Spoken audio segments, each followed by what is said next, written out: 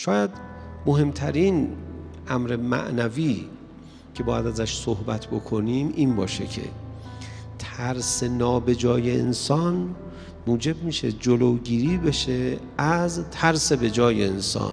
به تعبیر دیگه ترسیدن از این و آن به معنای نابجا و بد کلمه موجب میشه آدم از خدا نترسه. و کسی از خدا نترسید چقدر وحشی میشه. کوفیان که از لشکریان یزید ترسیدن دیگه نتونستن از خدا بترسن.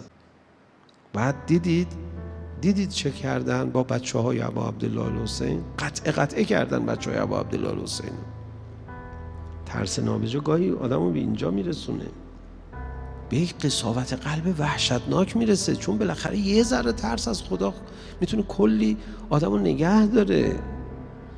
یه ذره ترس از خدا میتونه انسان رو از خیلی گناه ها باز بداره.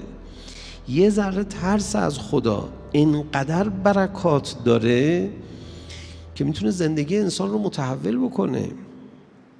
گاهی از اوقات شما یه دونه کار بعد به خاطر ترس از خدا ترک کنید. توی جلسه نشستید یه غیبت به خاطر ترس از خدا ترک کنید، آثار نورانیشو تو همون 24 ساعت میبینید، قطعاً شک نکنید.